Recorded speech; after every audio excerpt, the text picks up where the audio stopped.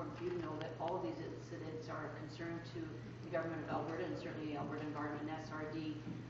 We have had a number of resources on the ground as well from our perspective, from our ministry, from the Government of Alberta.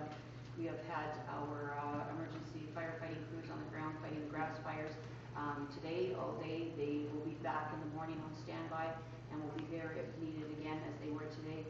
We've had our MAMOS, or Mobile Air Monitoring Laboratory, here on site all day, as well as our staff here from ACERT, making sure that from environmental SRD's perspective, we are here on the ground. We are here to, first of all, make sure that the incident is contained, and then to work to make sure that the cleanup happens. We are fortunate in this incident that the water bodies do not seem at risk, which is very important for us. The air quality, as it's been monitored, the air quality is good here, and certainly we have, as you can probably see from some of the pictures, with regards to a small amount of grass fires, but other than that, from an environmental and sustainable resource development perspective, things seem to be contained here, and working with certainly the county, Parkland County Mayor, and emergency responders, the police, and certainly with CN to make sure that this gets resolved as quickly as possible, and so that the citizens here that have been evacuated can get safely back into their homes. Thank you.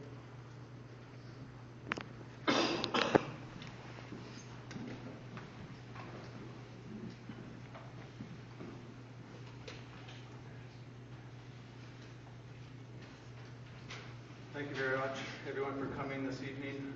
I do want to commend Chief Phelan and his staff for the work and the quick response that they provided to ensure the safety of our residents.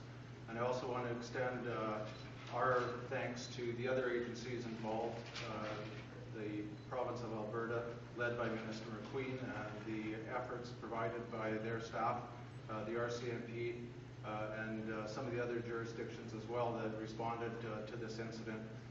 Our primary concern is the safety of the residents. Unfortunately, there were no serious injuries sustained.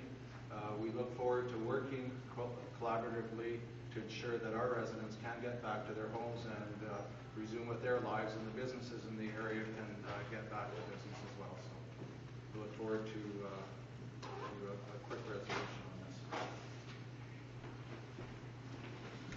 We can use that handheld microphone, the silver one, if you want there too. It might not work.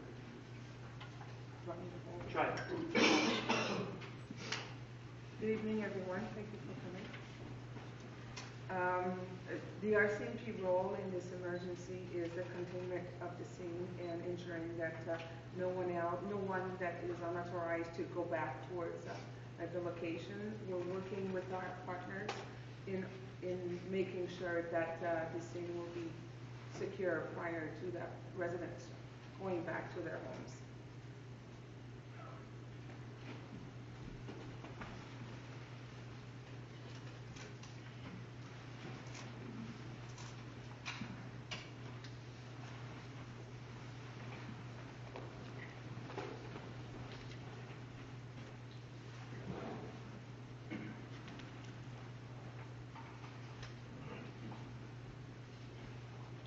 Thank you for all being here.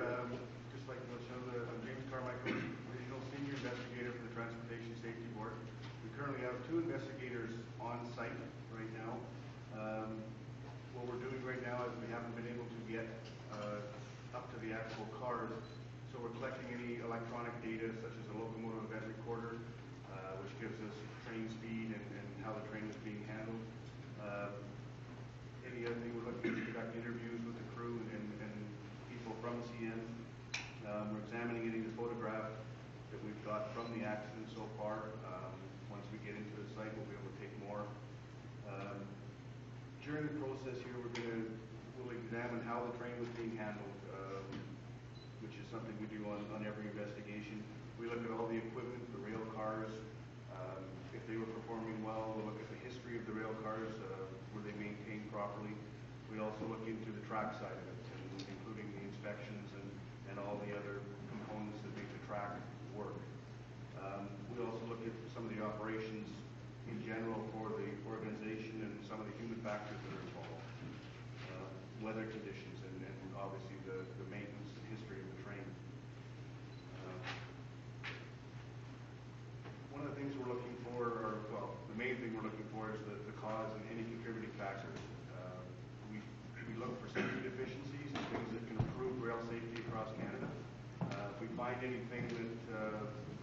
out at us that we think can be a benefit to the rail industry, we will not delay getting that information out to the proper regulatory authorities. Thank you very much.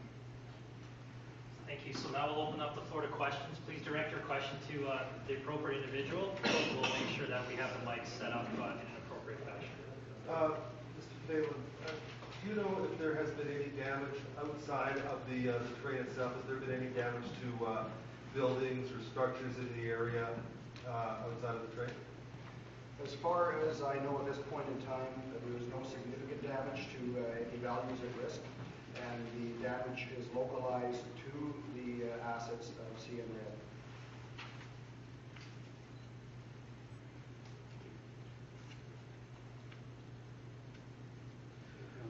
When do we expect people to be able to go back home? When it is safe for us to allow them to go back home, which could be 24, 48, 72 hours, depending on the tactics and strategies employed to mitigate this incident. What about Highway 16? I know that there's significant disruption there. It's quite circuitous for people.